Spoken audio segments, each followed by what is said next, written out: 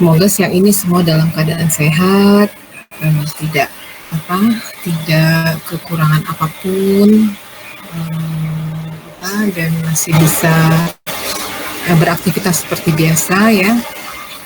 Kalau terkait pandemi, kabar baiknya kasus terus menurun dan kita doakan tidak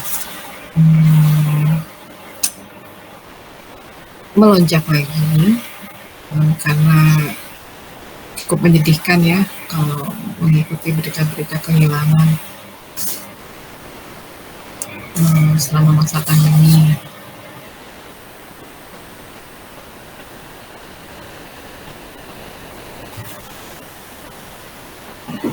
Kalau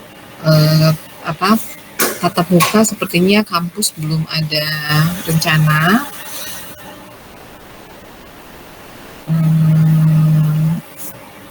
Ya, jadi sementara kita tetap harus bersabar untuk mengikuti kelas secara offline.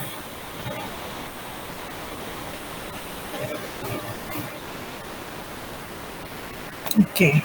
Nah, sekarang kita masuk ke struktur atom. Ini sama seperti yang minggu lalu kita tentang struktur materi. Minggu ini struktur atom dan ini menjadi pondasi atau ilmu dasar untuk penjelasan dalam teori atom, elektron berikutnya. Nah, yang pertama itu ini teori atom Dalton.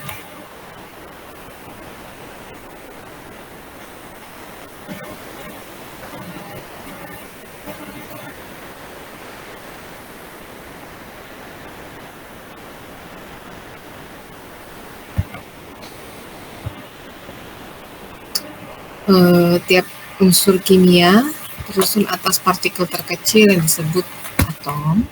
Jadi kalau misalnya unsur itu adalah, kalau kita tahu kemarin adalah materi terkecil ya. Nah, dari materi yang tidak unsur itu yang paling kecil yang tidak bisa lagi dibagi menjadi materi lain. Nah, unsur itu sendiri tersusun atas partikel yang disebut dengan atom. Nah, selama terjadi reaksi kimia, atom-atom itu tidak bisa diciptakan dan dapat juga dimusnahkan, persis seperti teori hukum kekekalan massa atau kekekalan energi ya.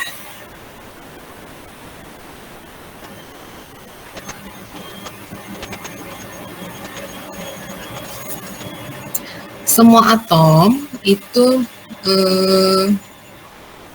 dari suatu unsur itu memiliki sifat dan bobot ya, atau masanya itu sama. Nah, kalau dia unsurnya beda, maka atomnya itu memiliki sifat dan bobot yang juga berbeda. Oke. Dalam senyawa kimia, atom-atom itu akan berikatan untuk membentuk senyawa dengan perbandingan numerik yang sederhana.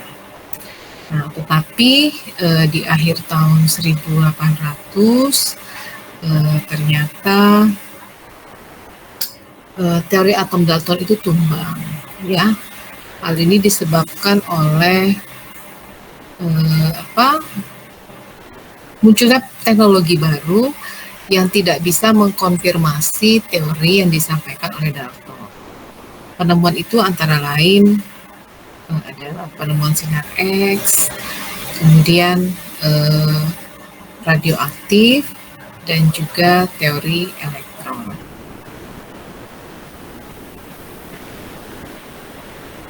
Oke. Mungkin supaya lebih jelas, saya kasih video dulu ya tentang Dalton ini. Durasi videonya tidak lama, hanya sekitar 3-4 menit.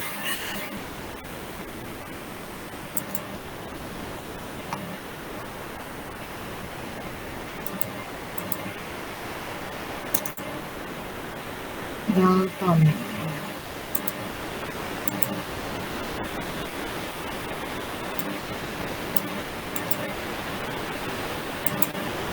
Udah kelihatan? Hey everyone, Professor Davis here from ChemSurvival.com and the YouTube channel Sudah, Bu, ChemSurvival. sudah. And today I'm going to talk to you about Dalton's atomic theory.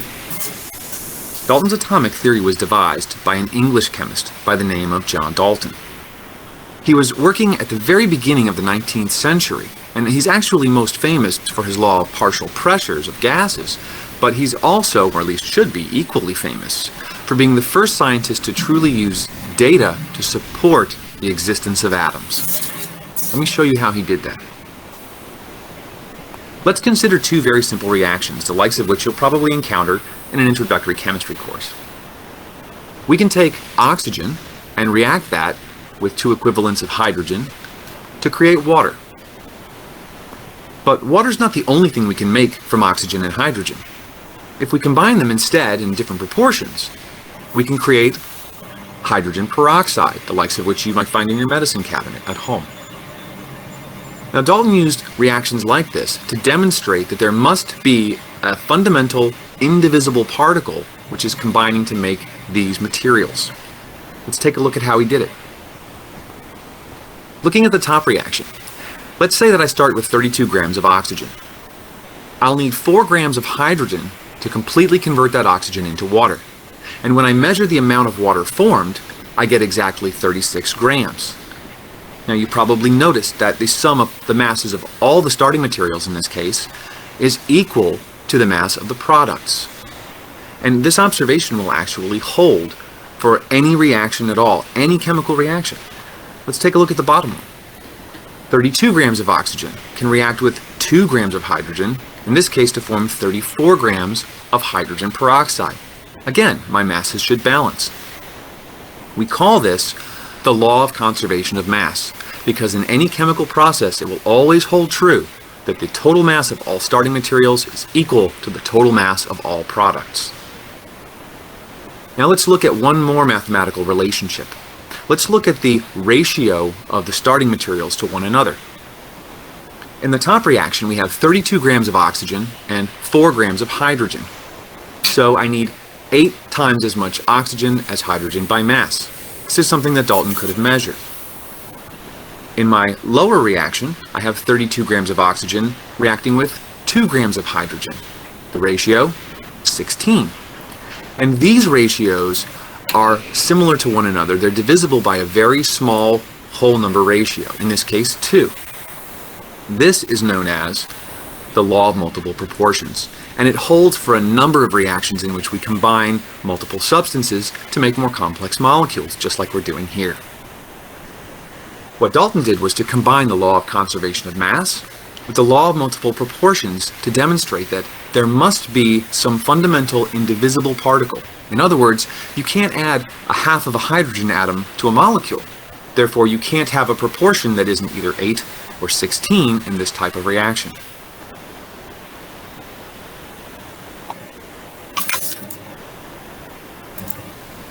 This is what Dalton used to support his theory.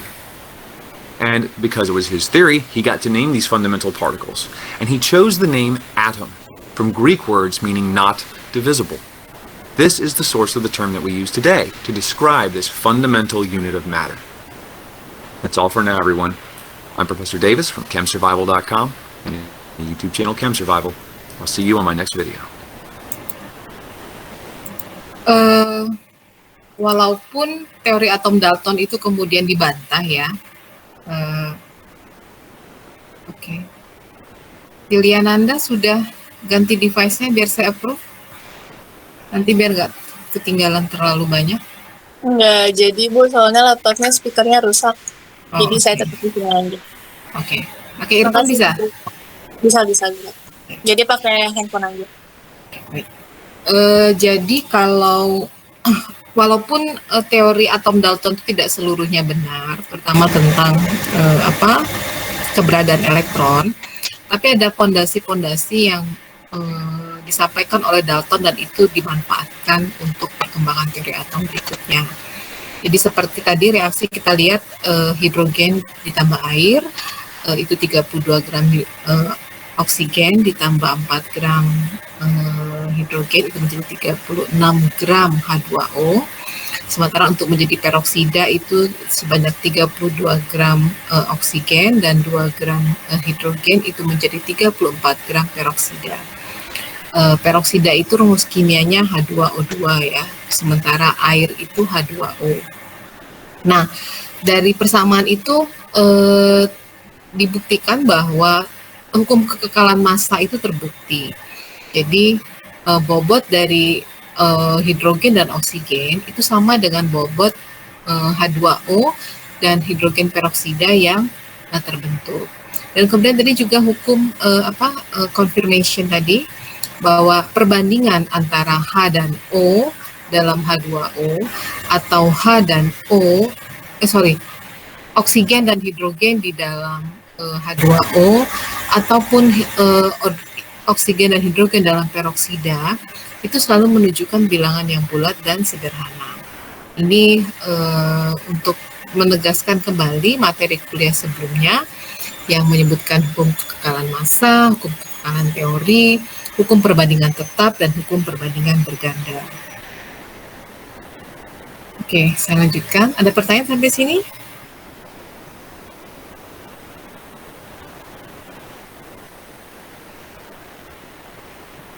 Belum ada?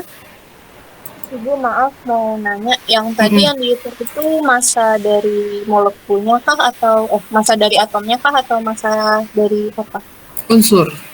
Unsur. Iya, karena karena teori atom Dalton itu belum bisa mengelaborasi sampai ke tingkat atom. Tadi kan karena dia belum sampai ke level partikel, tapi dia menyebutkan bahwa kalau terjadi reaksi, maka ada yang namanya atom itu yang berikatan dari satu unsur ke unsur yang lain. Nah, tapi Dalton belum bisa menjelaskan mekanisme pembentukannya itu terjadi karena apa. Tapi kalau ditanya apakah hukum kekekalan massa terbukti, iya, Dalton bisa membuktikan hukum kekekalan massa antara reaksi sebelum dan sesudah terjadinya reaksi. Kalau ditanya bobotnya, bobot apa? Itu bobotnya unsur yang terlibat di dalam reaksi. Berarti kalau si unsur itu kan biasanya ada di tabel periodik ya, si bobotnya yang dihitung itunya ya. Betul. Jadi sama seperti materi minggu lalu itu, yang misalnya kita mencari N2O4, N2O5, NO, N2O, itu kan perbandingannya itu tetap dan selalu untuk campuran senyawa tersebut, perbandingannya selalu menunjukkan bilangan yang bulat dan sederhana. Oke, saya lanjutkan ya.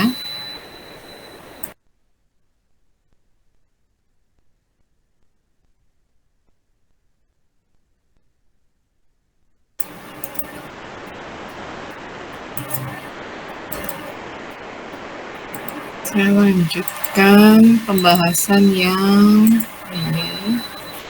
Saya panggil dia sign out ya. Oh, Rida baru masuk. Halo Rida.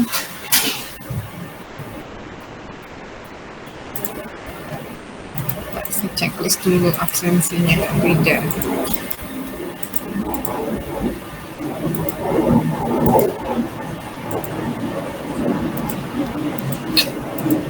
Oke.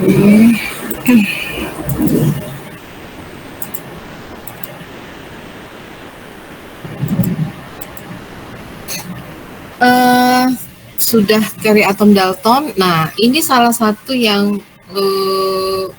saya sih tidak begitu serak dengan kata-kata menumbangkan ya, tapi memperbaiki, mengimprove, merevisi teori yang muncul sebelumnya. Ini namanya Michael Faraday. Michael Faraday ini menyampaikan hasil penelitian kuantitatif tentang elektrolisa. Jadi elektrolisa itu kan lisa itu penguraian. elektro berarti menggunakan listrik. Jadi kalau elektrolisa itu kurang lebih penguraian atau analisis materi dengan menggunakan listrik. Nah, kalau dari penelitiannya Faraday ini diketahui bahwa kemudian ada hubungan antara sifat materi yang diuraikan dengan listrik yang digunakan untuk pemisahan. Kalau materi itu terdiri dari atom, maka kalau dia bisa berinteraksi atau bereaksi dengan listrik, maka kemungkinan besar materi ini juga memiliki sifat listrik.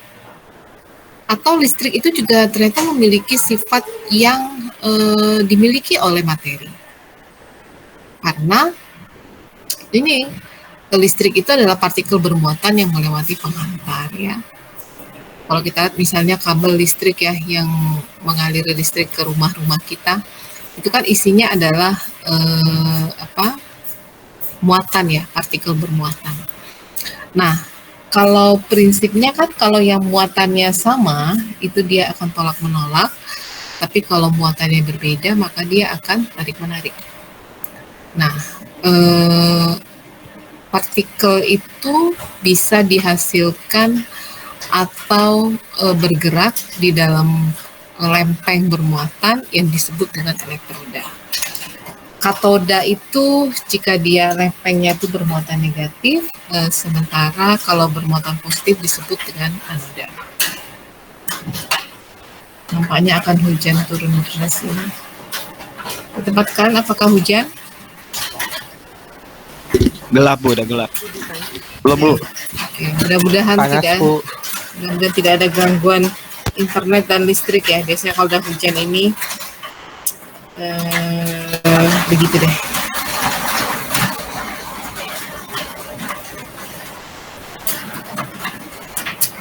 Nah, kemudian ini mirip dengan yang dilakukan oleh Faraday, tapi dia menggunakan tabung hampa udara, namanya Sir William Crookes, ini dari Inggris ya. Jadi banyak orang-orang yang cukup berpunya yang kemudian di Inggris itu juga menekuni profesi menjadi ilmuwan. Nah, ini Crookes ini menggunakan tabung hampa udara yang ada lempeng logam, kemudian dialiri dengan listrik. Di situ terlihat ada loncatan bunga api, ya. Maka kita bisa melihat adanya sinar yang berpendar ya di dalam tabung. Enggak, tabungnya ini disebut dengan tabung sinar katoda. Ini ada beberapa orang yang merumuskan sifat sinar katoda itu adalah dipancarkan oleh katoda dalam sebuah tabung hampa bila dia melewati arus listrik. Kemudian yang kedua, berjalan dalam garis lurus. Kalau dia membentur gelas atau materi lain, maka dia akan mengeluarkan cahaya. Sehingga disebut sebagai sinar katoda ini partikel-partikel bermuatan. Nah, sinar katoda ini bisa dibelokkan di medan listrik dan medan magnet, dan dia akan menuju ke medan listrik atau medan magnet yang bermuatan negatif. Nah, kalau dari sini kemudian diketahui bahwa, karena dia ke arah medan yang bermuatan negatif, maka sinar katoda ini bermuatan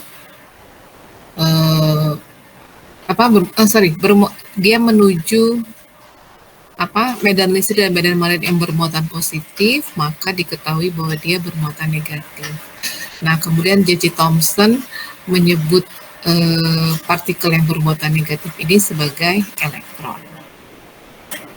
Nah, ada simulasi penelitian tabung sinar katoda.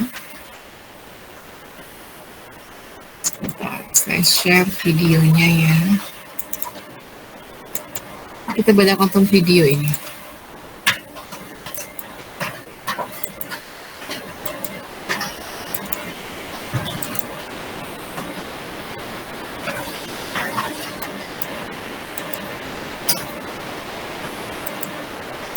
Ini penelitian yang sangat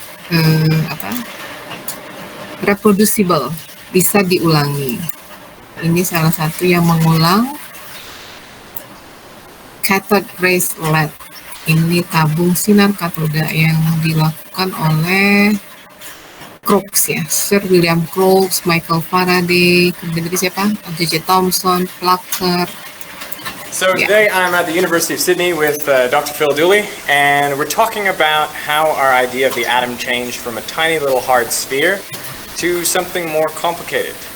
And this apparatus has something to do with that. Exactly. It was quite a landmark historical experiment. It's just made of a tube of glass connected to a vacuum pump, and in the tube of glass there are two pieces of metal connected to a high voltage power supply. So So we can suck the air out of here. That's right. And then apply high voltage to two metal plates. Yes. Okay. Normally with high voltage in air, we don't get anything except maybe a big spark. But what Geissler found, who did this in 1857, was something quite different. So shall we have a look? Let's do it. Okay, let's turn on the pump and the high volts. Turn off the lights so we can see what's going on. As you can see, something's happening now. Yeah, I see a bit of a pink glow in there. That's right. So imagine Geissler, the first person to ever see this. It's pretty surprising. That started people thinking, what is this stuff that's coming from the cathode? It seemed to be a ray emitted from this negatively charged one, which they called the cathodes, therefore it's called a cathode ray, and it became the topic for research for the next 40 years as all the big wigs of physics and science basically tried to work out what was going on. So what did they figure out? I mean, what is going on? What's producing this this glow here? There were two main camps. One thought that it was waves, and the second thought that the electricity was being carried by a stream of charged particles. Over the next 40 years, they basically came to the conclusion, well, it was J.J. Thomson in 1897 who came up with the idea that there is a stream of very small charged particles, negatively charged. They're smaller than an atom. So the smallest atom, hydrogen atom, they're about 1,000th of the size of that. And it doesn't matter what material the metal is, it's always the same particle. So this particle appears to be in everything. This electron, as it was known, is what's carrying the electricity. So Thomson came to the conclusion that all atoms have this particle as one of their constituents. That's right. So it wasn't a billiard ball, there had to be something inside the billiard ball. So how do I picture like a billiard ball with bits inside it? I mean, Well, you should probably think about a pudding. a pudding. Yeah, well, that's what his idea was, that it was a plum pudding, very dear to every British person's heart, Right. that, and inside the pudding you have plums, and plums can come out of that. So when you apply high voltage, then a negatively charged electron, which Thomson pictured as a plum, comes out and leaves behind positively charged pudding. Are you a fan of plum pudding? For research purposes, definitely. All right, well, let's see if we can research this a little further. Okay, that sounds like fun.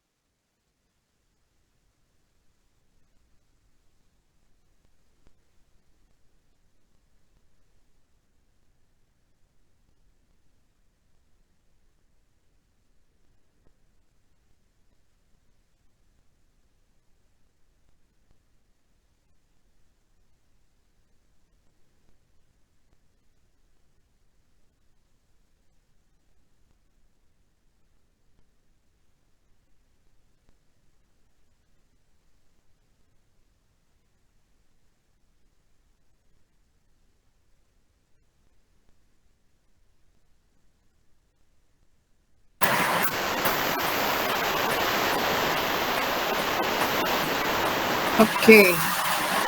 Ya, mulai hujan. Mudah-mudahan tidak ada gangguan jaringan ataupun listrik. Oke. Gimana? Tadi sudah melihat Dr. Phil tabung sinar katoda? Dilihat kan ada pompa vakum ya yang membuat kan tabungnya ada 2 lapis yang dibuat tabung di dalam itu jadi hampa udara, kemudian dikasih voltase tegangan tinggi, ada logam di dasar tabung yang karena menerima energi listrik yang besar, kemudian dia berpendar ya di sepanjang tabung. Nah, kalau kita lihat ada seperti pita-pita ya yang berwarna, itu menunjukkan adanya energi di tiap garis pita tersebut. Kalau tadi dia bilang kan the scattered ray has been studied for 40 years after being established. Jadi sampai hampir 4 dekade tabung sinar katoda itu dipelajari untuk kaitannya dengan energi, materi, listrik ya, semua merujuk kepada tabung sinar katoda. Ini ya. Kemudian ada proton. Proton itu menggunakan tabung sinar elektroda yang sama dengan melubangi bagian anodanya. Kemudian dapat diamati sinar yang menembus lubang-lubang tersebut. Sinar ini disebut sinar saluran dan terdiri atas partikel-partikel yang bermuatan positif.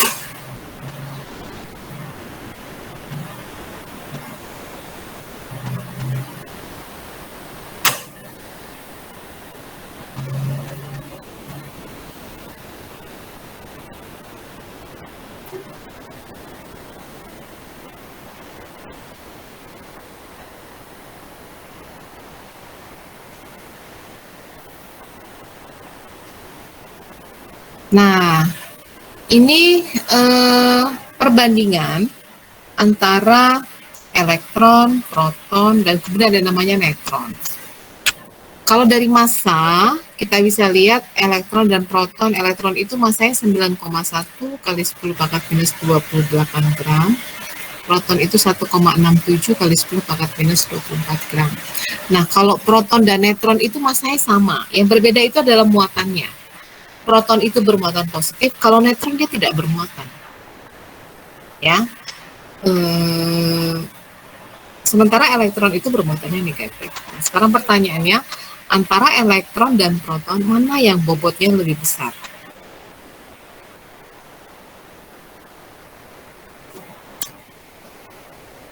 Proton atau elektron?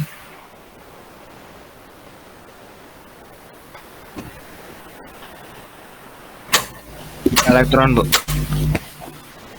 Elektron lebih berat atau lebih ringan? Lebih ringan. Lebih ringan, ya. Yang lebih berat adalah proton. Proton. Nah, ini menjelaskan kemudian kenapa proton itu berada di inti dan cenderung statis ya gerakannya. Sementara elektron itu karena massanya lebih ringan, maka dia bisa membentuk lintasan mengelilingi inti atau dia bisa mengelilingi proton.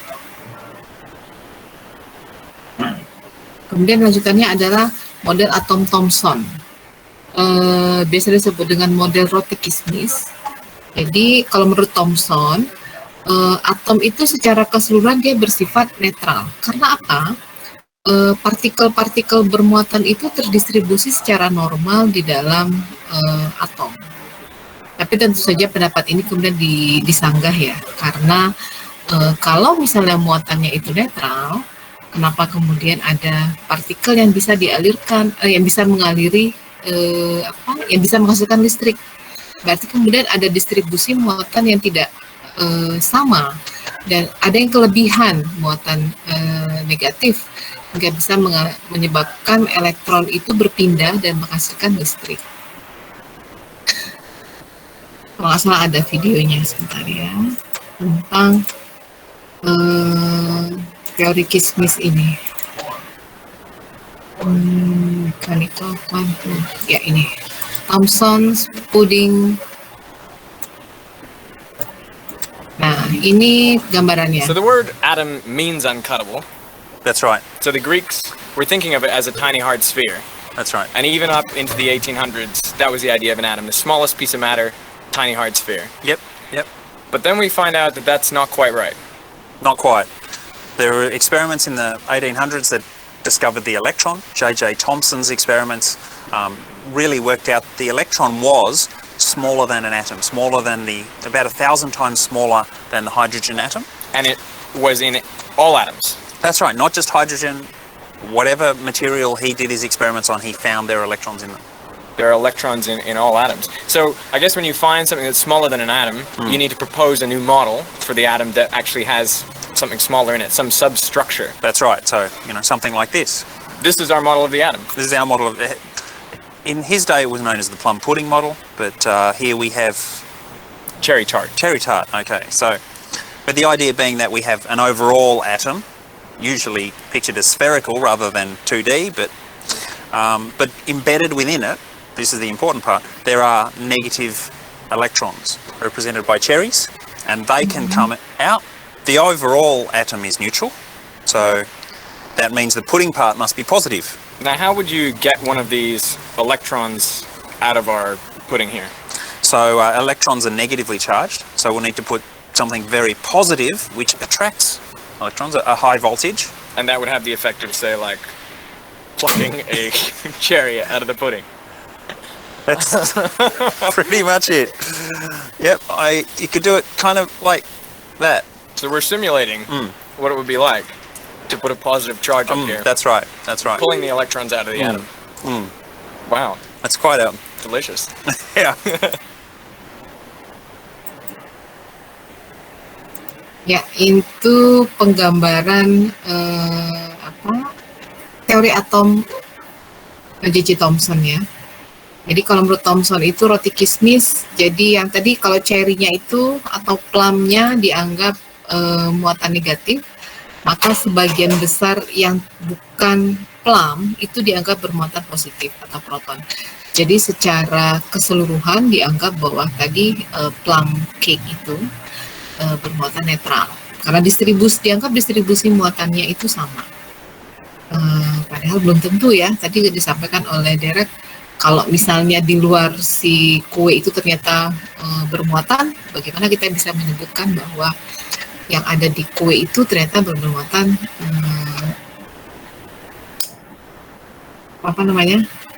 positif atau bermuatan negatif.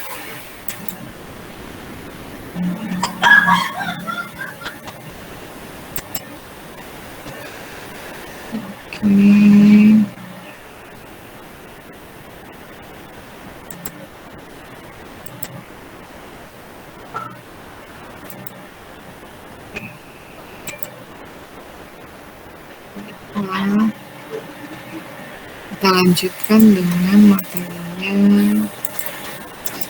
dari atom Rutherford. Nah, kalau menurut Rutherford, saya kayak salah klik.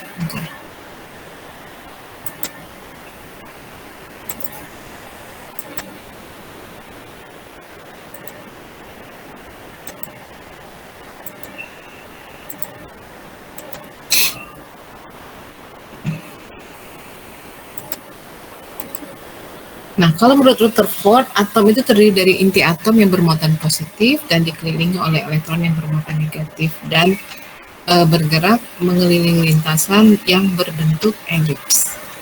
Lintasan ya.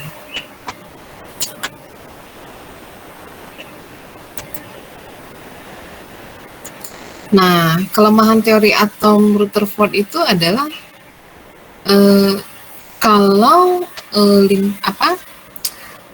elektron itu terus bergerak di lintasan yang mengelilingi inti, kalau menurut fisika klasik, lama-lama energinya elektron itu akan habis. Kalau habis, maka dia bisa jatuh ke inti atom dan nempel gitu ya. Ini membuktikan bahwa ternyata atom itu tidak stabil dong kalau misalnya begitu. Padahal sesungguhnya atom itu stabil. kalau tidak dikenakan energi berlebih, maka dia tidak akan mengalami lonjakan perbedaan muatan. Yang kedua, Rutherford itu tidak bisa menjelaskan spektrum atom hidrogen. Kalau menurut Rutherford itu spektrum ini merupakan bentuk bahwa ada energi ya yang kontinu akibat terjadi perpindahan energi yang disebabkan oleh partikel yang migrasi ya, berpindah dan menghasilkan dan dibuktikan dengan munculnya warna-warna tertentu. Oke, sekarang kita coba lihat penelitiannya si Rutherford. Ya. Ini Rutherford. Thomson udah, Rutherford ya. Ini Bohr, Thomson.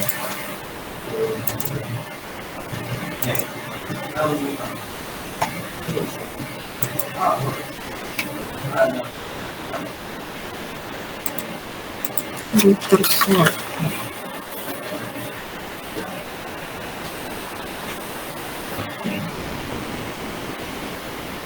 Ini ya, bisa dilihat. Belum keluar ya.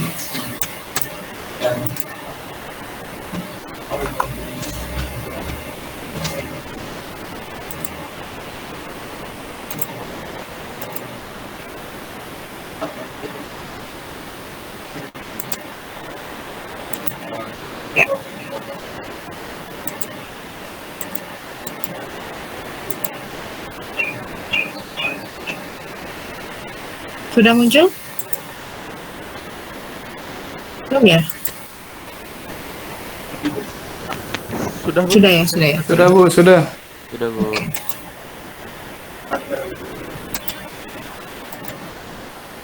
Nah, ini alat yang digunakan untuk Rutherford menjelaskan teori atomnya. Jadi ini ada sinar alfa. Sinar alfa itu helium ya. Cross section of the particle alpha particle emitter. Kemudian ini partikel alfa yang dilepaskan menembus lapisan pertama, ukurannya mengecil, kemudian menembus lapisan kedua, kemudian lapisan ketiga, dan ini mengenai partikel emas. Ternyata setelah itu dia pecah menjadi beberapa sudut. Ya, ada yang malah menjauhi, ada yang dibelokkan ke kanan, ada yang dibelokkan ke kiri, sesuai polanya menjadi bermacam-macam. Nah, kalau menurut penjelasan itu, ketika sinar alfa menyentuh lapisan gold tadi, kalau dia tepat mengenai elektron, maka dia bisa diteruskan. Tapi kalau dia mengenai inti, maka dia bisa mengalami dibelokkan. Kenapa? Karena partikel alfa itu bermuatan positif. Sementara kalau in this video, we're going to look at how elektron, scientists discovered that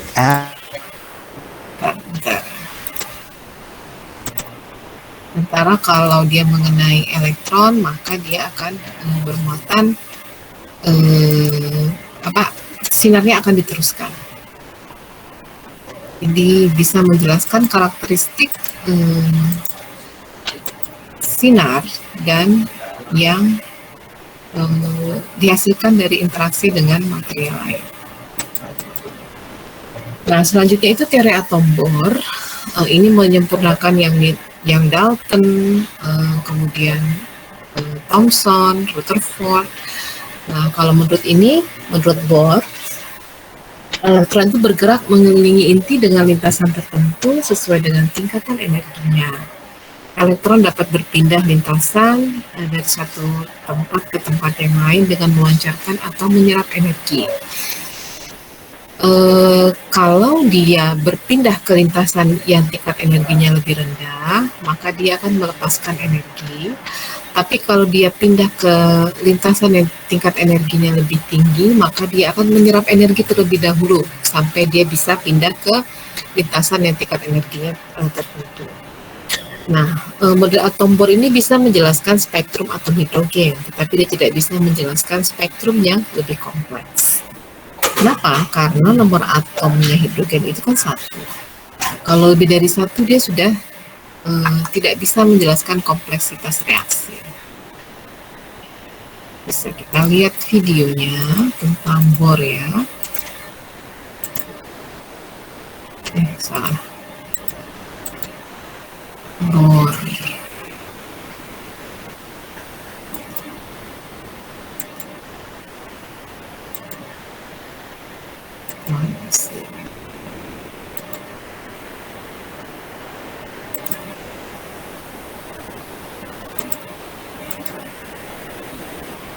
Deal of debate surrounding the existence of atoms.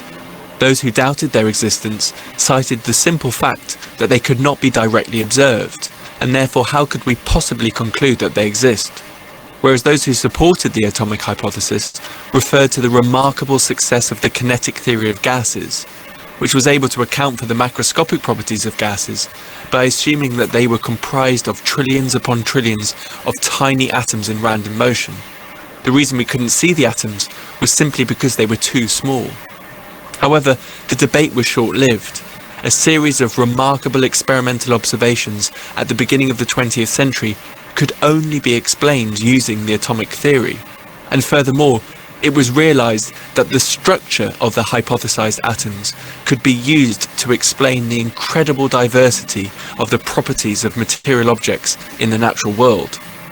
When, in 1897, J.J. Thomson proved by experiment that tiny negatively charged particles called electrons can be extracted from atoms, leaving behind positively charged ions, it became clear that atoms are not, as the Greek meaning of their name implies, indivisible constituents of matter, but rather complex systems formed by positively and negatively charged parts. In 1904, Thomson proposed a model of the atom in which he visualized the atom as being formed by some positively charged substance uniformly distributed throughout the atom, with negatively charged electrons embedded like plums inside a pudding. However, the model was not without its problems. Whilst it was possible to derive some stable configurations of motionless electrons embedded in the positively charged medium, he suspected that it was the motion of electrons inside atoms that was responsible for the properties of magnetic materials. However, his model was incapable of accounting for the motion of electrons within the atom. The experiment that ultimately caused the death blow to the plum pudding model was the famous alpha scattering experiment of Geiger and Marsden in 1909, which involved firing a stream of positively charged alpha particles at a thin piece of gold and measuring the angles of deflection. According to Thomson's model, if you fire high-energy alpha particles at a thin gold leaf, then you should find that practically no alpha particles are reflected by the gold. This is because the diffuse positive charge filling Thomson's atom would provide minimal repulsive force, and therefore be unable to deflect alpha particles back towards the source. However, when Geiger and Marsden performed the alpha scattering experiment, they found that roughly 1 in every 8,000 alpha particles were deflected back towards the source, in direct conflict with Thomson's prediction. In March 1911, Ernest Rutherford proposed a radical new model of the atom in order to account for the experimental results of Geiger and Marsden. According to Rutherford's model, the atom consists of a tiny positively charged nucleus, surrounded by even tinier negatively charged electrons, which occupy the vast regions of space around the nucleus. This explained why most alpha particles pass through the gold leaf, since they are simply passing through the vast regions of empty space within inside the atoms of gold. However, in those rare cases where an alpha particle collides head-on with the gold nucleus, the concentration of positive charge within the nucleus is sufficient to push the alpha particle backwards, and this accounts for the 1 in 8,000 alpha particles that were scattered back towards the source. Although Rutherford's model was a significant improvement over Thomson's, it was plagued with problems of its own. If the electrons are believed to exist in the space surrounding the nucleus, then what exactly are they doing?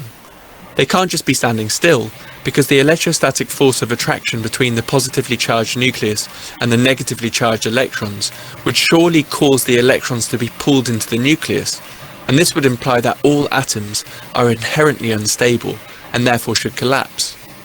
The obvious solution to this problem is to propose that the electrons are in fact orbiting the positively charged nucleus, much like the Earth orbits the Sun, and that it's the orbital motion that prevents the electrons from falling into the nucleus, just as the motion of the Earth stops our planet from falling into the Sun.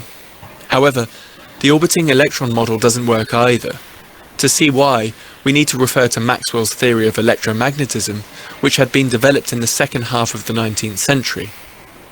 According to electromagnetism, surrounding every charged particle there exists an electric field, and if you change the position of a charged particle, then the field will also change. Now, according to electromagnetic theory, if a charged particle moves in a circular orbit, then the acceleration of the particle will cause a ripple in the surrounding electromagnetic field, corresponding to the emission of electromagnetic radiation. If we are using the atomic theory, and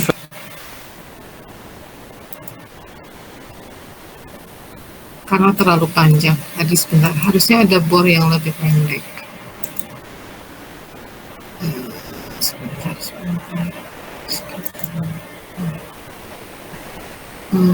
Bor ya. Bor kan di kantor.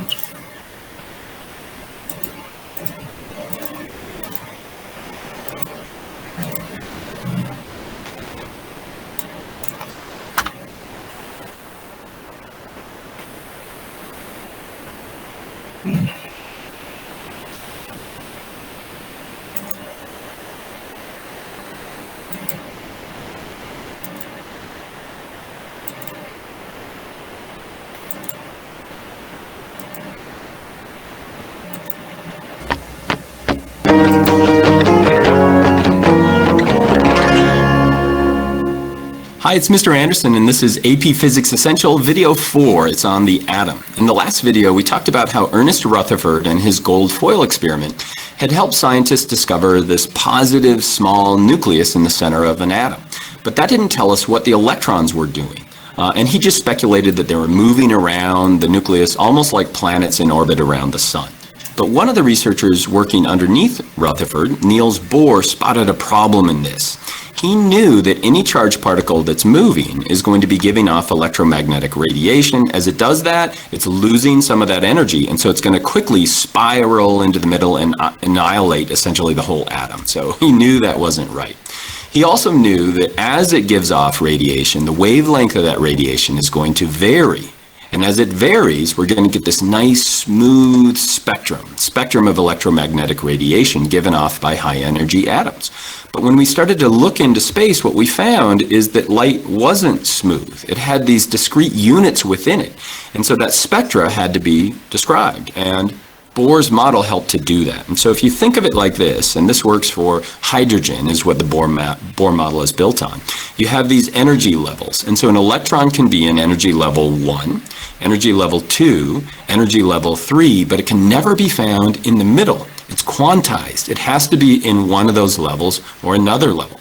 And so how does it move between levels? Well, if it absorbs energy from a photon, electromagnetic radiation, for example, it'll jump to a higher level. And as it moves down, it's going to emit those photons. And that helped to describe what we were seeing in the spectra. And so that improved our model. So we now had the cloud that had the electrons in it, and then the nucleus. And so we found these negative electrons in the cloud, and then protons and neutrons were found in the nucleus. And in a neutral atom, the number of protons and electrons are going to be equal. And the electrons tell us a lot about the properties of that atom. In fact, the whole periodic table is built on the electrons. Electrons especially we have in these outer levels.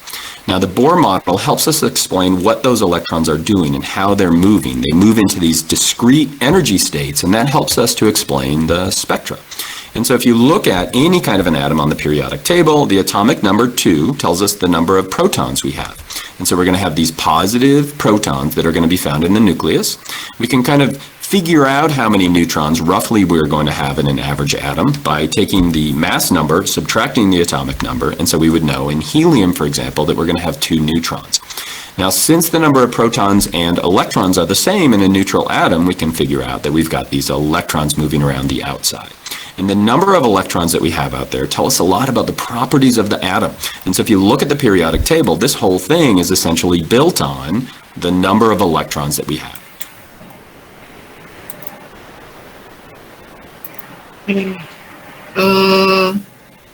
Jadi kalau Bohr itu menyempurnakan teorinya atom Rutherford dan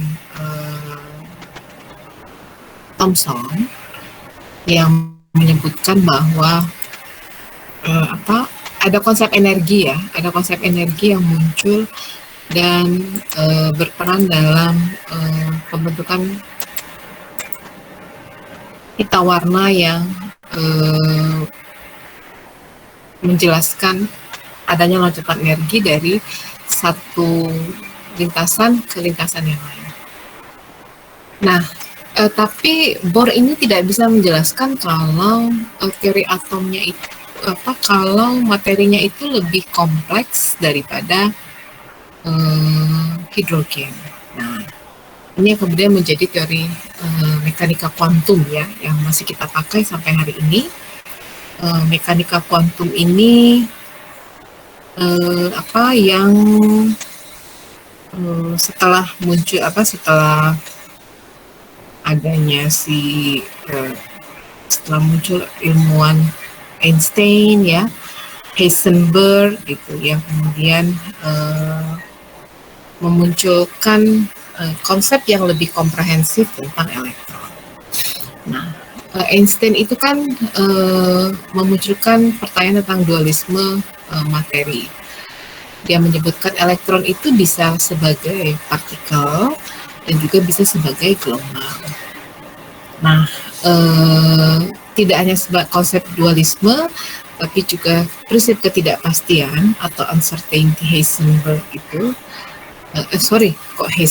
Schrödinger menyempurnakan tentang estimasi menemukan elektron di dalam atom. Nah, model atom ini sebenarnya mirip seperti dengan bagaimana mengestimasi atau memperkirakan keberadaan elektron dengan menggunakan persamaan matematika, baik dia sebagai partikel ataupun sebagai gelombang. Nah, sebetulnya kalau ditentukan secara pasti koordinatnya itu sulit ya, tetapi kita bisa menemukan daerah probabilitas ditemukan elektron yang paling besar, yang kemudian disebut dengan orbital. Nah, ini elektron itu memiliki beberapa tingkat energi yang disebut dengan kulit, kemudian ada subkulit atau subtingkat energi, kemudian subkulit itu memiliki beberapa orbital. Nah, orbital ini adalah tempat yang paling mungkin kita menemukan posisi elektron. Oke, saya kasih videonya. Nah, ini yang minggu depan ya. Kita lihat video tentang mekanika kuantum. Mekanika kuantum.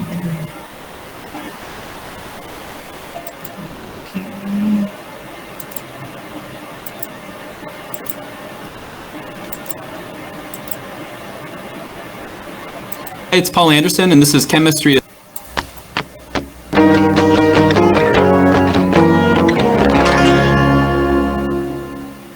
Hi, it's Paul Anderson, and this is Chemistry Essentials video 007. And it's on the quantum mechanical model. In other words, it's going to be our current model of what an atom looks like. Before we had this quantum mechanical model, we had what was called a shell diagram. And so when you'd look at neon had 2 electrons in the first shell, and then it would have 8 electrons in the next shell. And we figured that out by looking at spectral data. And so what we've discovered since then is uncertainty in those electrons and a little bit more of the characteristics of electrons. And so this has kind of been replaced with a quantum mechanical model. Now the shell model works great at making predictions, and so does the quantum mechanical model. They're just different theoretical concepts of what an atom looks like. And so our shell model really is based on Coulomb's law, which talks about the interactions between protons and electrons. But there's a couple of things about electrons that we discovered. One was the uncertainty principle.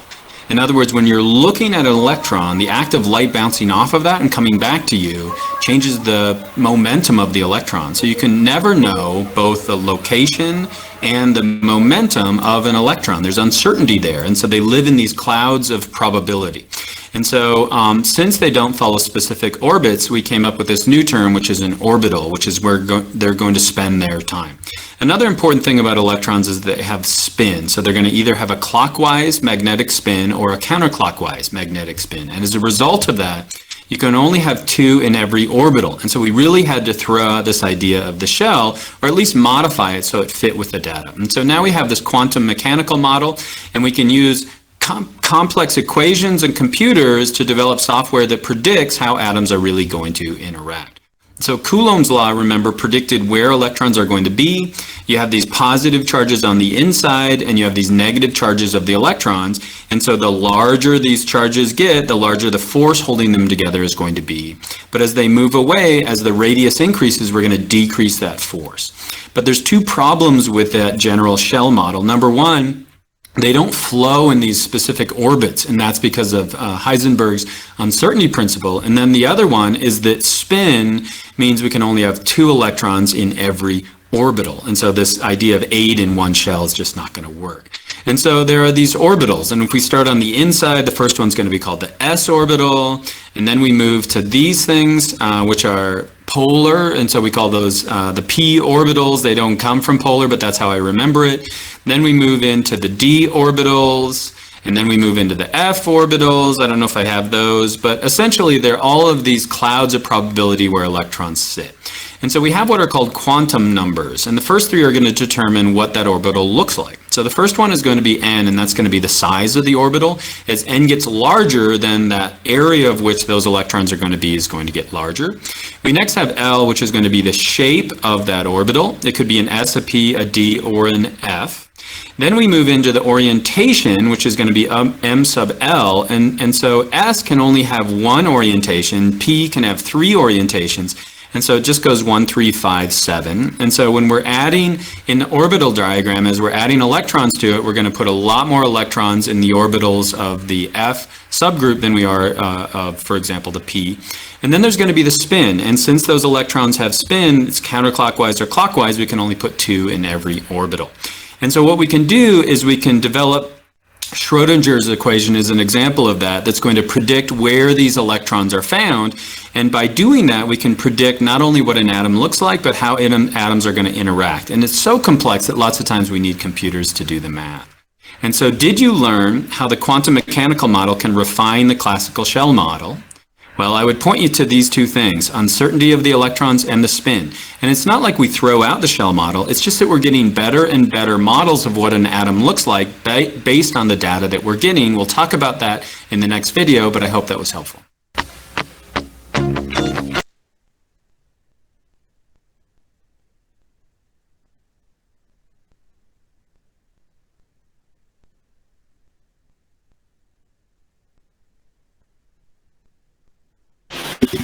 Maaf Bu, Ibu masih di mute suaranya.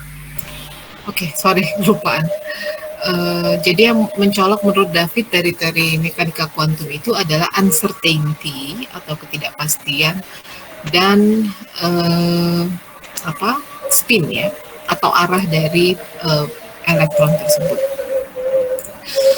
Nah, perkembangan teori mekanika kuantum itu sampai hari ini kita masih pakai dalam menjelaskan banyak fenomena ya, termasuk listrik. Nah, kalau misalnya kita lihat listrik yang kita nikmati hari ini, itu juga salah satunya berdasarkan penemuan dari keempat teori atom yang kemudian disempurnakan oleh teori mekanika kuantum. Itu saja mungkin sebagai intronya untuk mata kuliah Fisika dan Kimia 1D. Sebagai penutup, kita lihat trailer film tentang listrik. Ya, sebentar.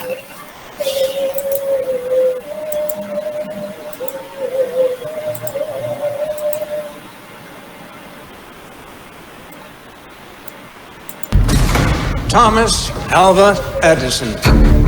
My boys and I caught in a jar what before now has only flashed across the night sky. The future is here. Hello, I'm George Westinghouse. Nikola Tesla. I will be the greatest provider of electrical power in the world. Better than Edison.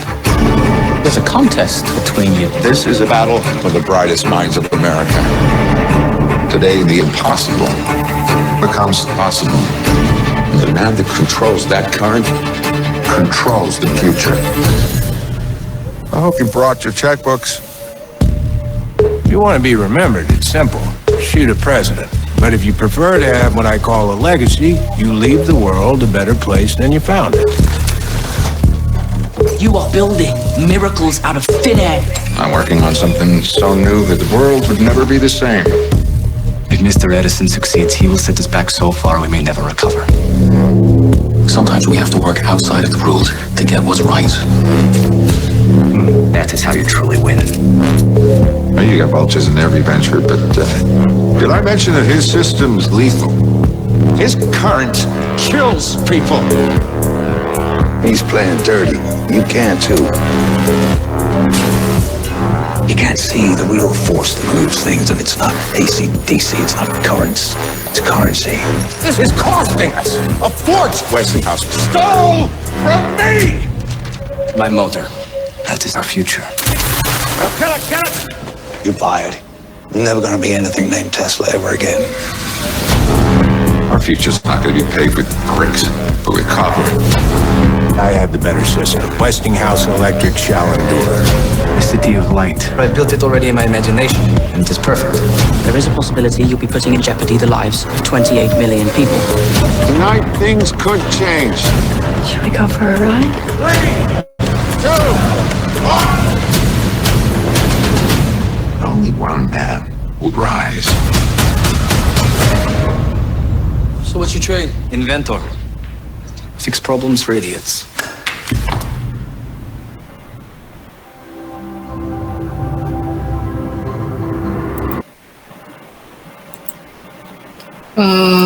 Ini perseteruan antara Edison dan Westinghouse ya, tentang arus listrik searah atau arus listrik bolak-balik yang baik untuk menerangi kota. Ini filmnya penuh intrik, tapi ada nilai pengetahuan yang saya pikir penting untuk dibagikan.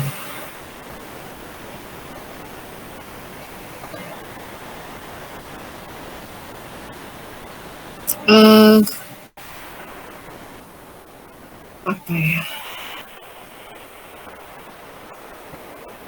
Kalau kita kan taunya Edison itu penemu bola listrik ya.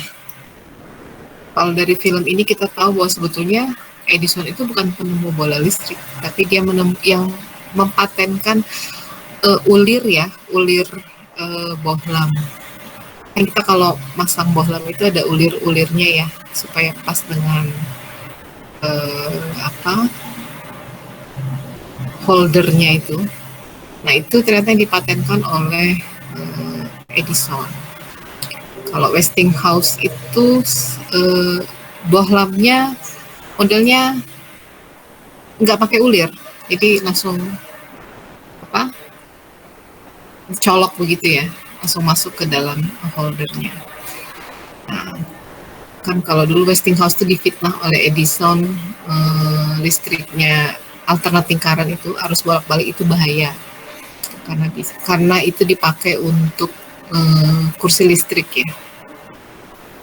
Kalau perhitungannya Westinghouse sebetulnya alternating current itu bisa lebih murah, membuat listrik lebih murah dibandingkan dengan yang harus searahnya versi Edison. Tapi film ini sangat menarik karena masing-masing punya banyak penemuan. Westinghouse itu berperan di kereta uap ya, banyak patennya di kereta uap. Kalau Edison seperti kita tahu banyak banget, mulai dari tadi bohlam, kemudian ada juga fotografi ya, teknik fotografi yang kita kenal hari ini itu sebenarnya perannya jasanya Edison. Kemudian sinematografi, dia membuat mikroskop ya, bukan telegraf, mesin telegraf. Banyak sekali yang dilakukan Edison untuk peradaban dunia. Sampai hari ini sebenarnya jasanya Edison itu masih cukup besar ya. Dia kan punya perusahaan GE itu, General Electric, yang sampai hari ini masih berkontribusi untuk electricity power di Indonesia. Oke, kalau saya suka nonton sih ya, jadi saya sering mengingat-ingat kalau nonton film itu apa yang menarik dan bisa dibagi ke mahasiswa. Saya kira cukup untuk pertemuan minggu ini. Ada pertanyaan? Atau ada yang mau didiskusikan?